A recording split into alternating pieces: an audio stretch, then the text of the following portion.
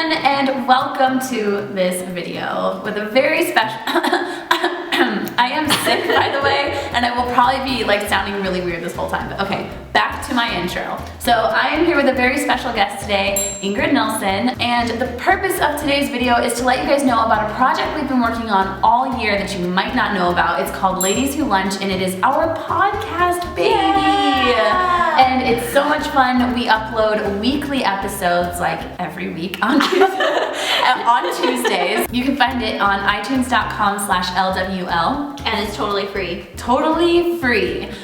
So I just wanted to let you guys know about it. You should subscribe to it, check it out. We have so many episodes, and today's episode of Ask Cat is actually inspired by our podcast because we talk about sex a lot on our podcast. We talk about relationships, and it's all very personal. So you will learn a lot about us. Yeah, a lot. Down to the orgasm. Yeah, and how it happens. Exactly.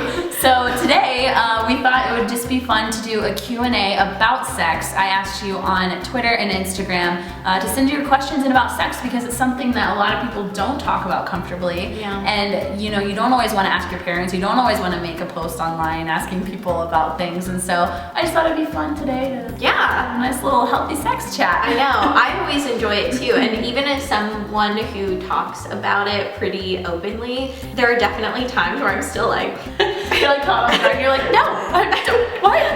So it's cool to kind of feel yourself evolving in that way. And you know, was that a pun? Evolving? Feeling yourself? Okay, next. Alright, so we're gonna get to the questions now on that note.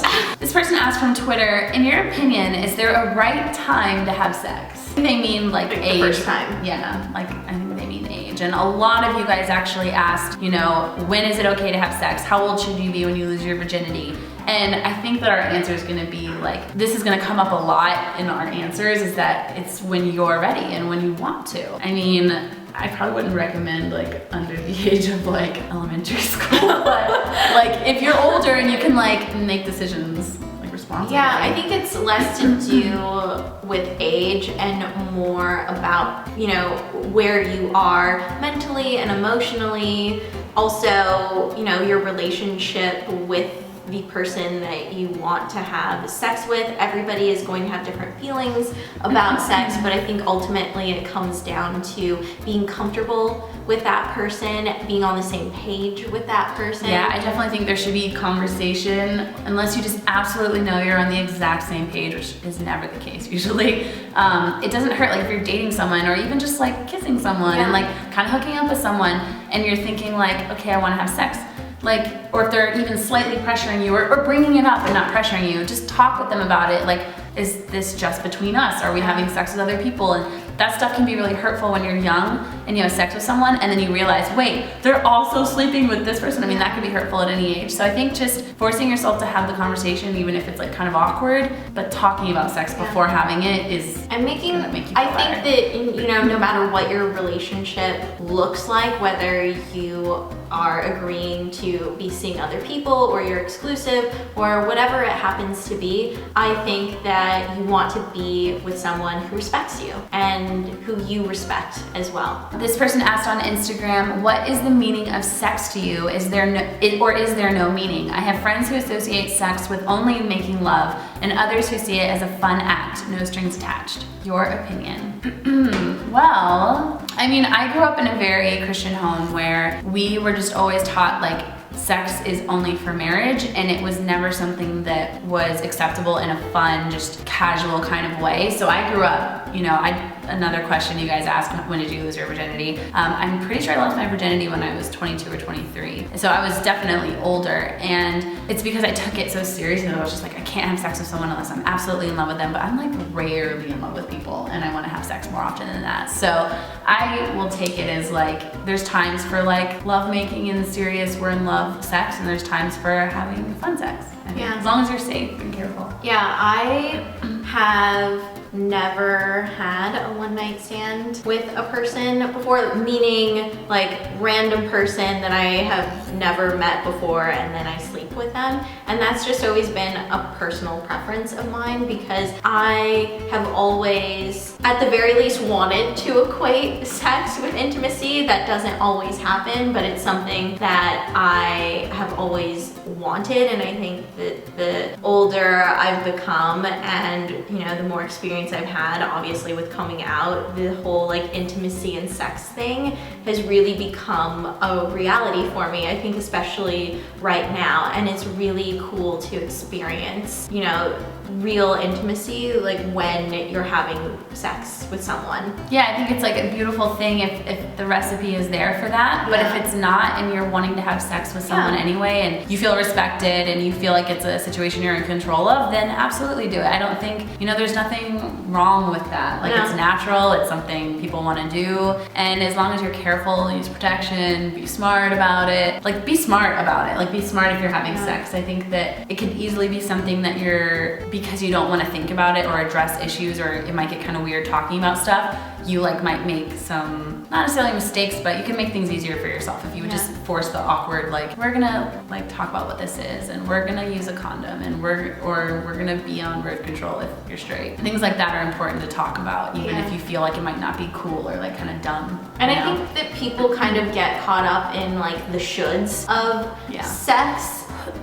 instead of what it is that they actually want. So for example, someone that, you know, wants to have sex but they aren't necessarily seeking intimacy may operate under the facade of seeking intimacy so then they can have sex. Yeah. And vice versa. And they might even be doing that subconsciously too. Yeah, and vice versa as well. You know, somebody that actually really wants intimacy is operating under the whole like, I'm cool with casual sex, but on the inside you're like, I just want to connect. So I think that being honest with yourself and your partner or partners is really important, and don't worry so much about like the shoulds of it all. And that just goes for life in general, but also for sex. Yeah, especially with sex. I think just try and like figure out what it is that you actually want and how you can best communicate that to whoever it is you're sleeping with. Well put. This person wants to know, how did you guys learn what sex was?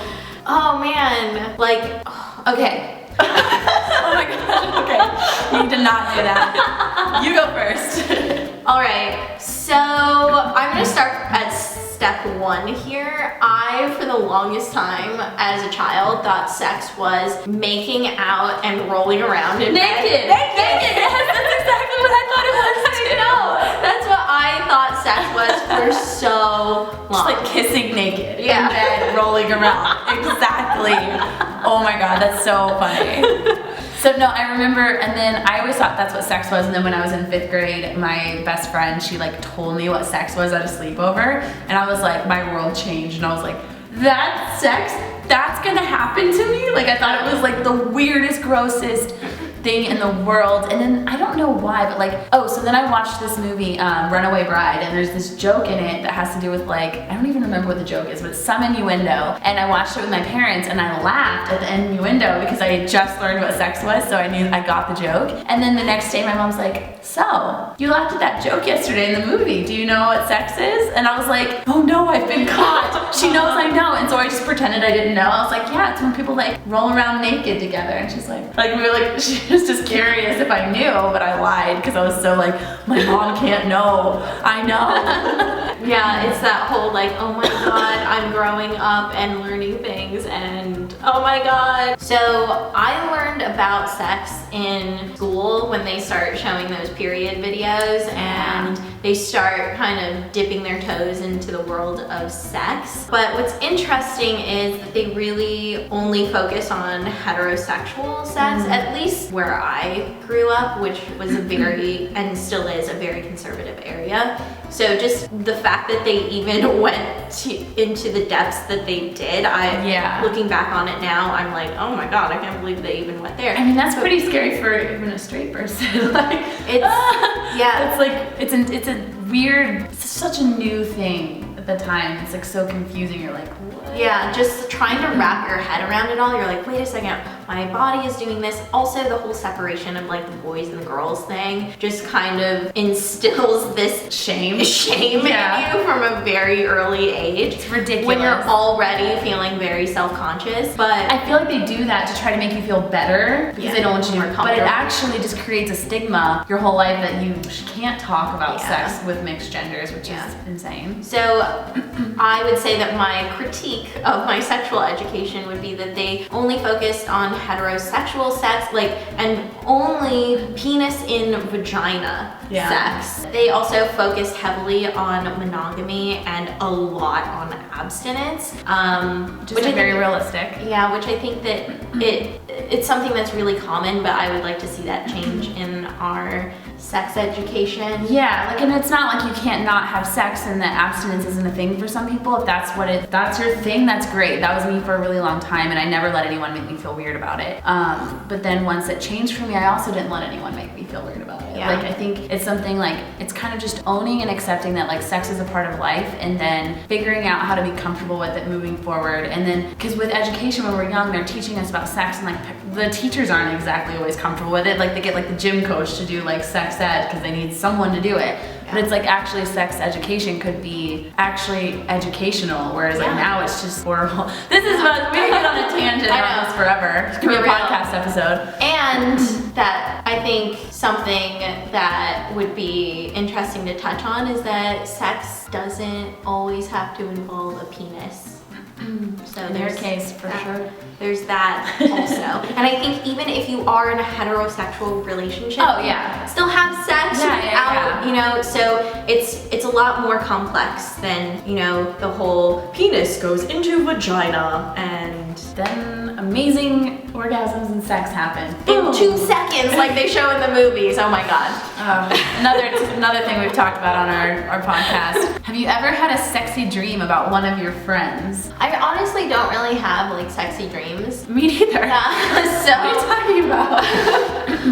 That much, and if I do, it normally involves like the person that I'm trying to think of a time where You've never like made out with someone in a dream or had like a sex dream? I have, but it's either like a made up person or somebody that I have made out with before or whatever, but I can't think of, I don't know what this means about me, but I've had a lot of dreams with people, like sex dreams and like make out dreams, like a lot of different people that I'm not attracted to. It's not some weird like Freud thing where I'm like, oh, I'm attracted to these people. It's like I'm actually just, this is a dream. So this week I had a dream that I was making out with Alexis Giselle. Oh my god.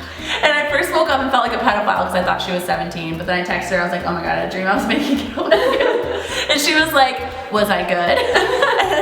But she's 18. It's funny that I had that dream because I was like, are my dreams trying to tell me something? Maybe I've been doing it wrong my whole life. Well, it'd be interesting to look up what kissing in dreams. Yeah, because it wasn't like, it was not sexual, but it was like making out. Because what's interesting is I have had dreams where I've like kissed members of my family on the lips. I really hope my family's not watching this.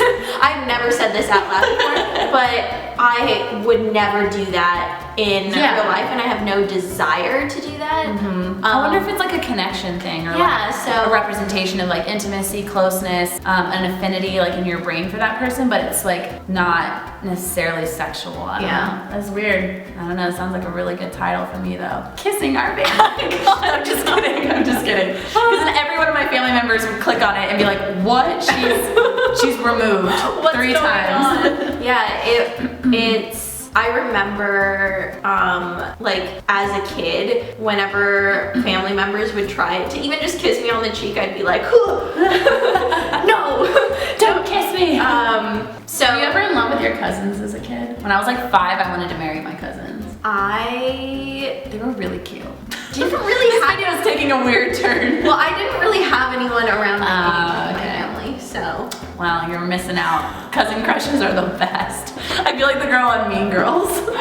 Oh my god. He's only my first cousin. Oh my god. Well, I mean, I feel like that's a great note Compliment. to end this video. I hope you guys enjoyed our conversation about sex today, and please don't forget to subscribe to our podcast so it'll remind you every Tuesday that we have a new episode. And you can email us at heyladieswholunch@gmail.com. If you have any topics you want us to talk about on our podcast, you can tweet at us using the hashtag heylwl, and we check that every single week. It inspires us for topics of things you guys actually want to hear about. So please do that. Also, we're about to record a video on Ingrid's channel, so if you haven't seen it yet, go check it out. It's gonna be great. More sex.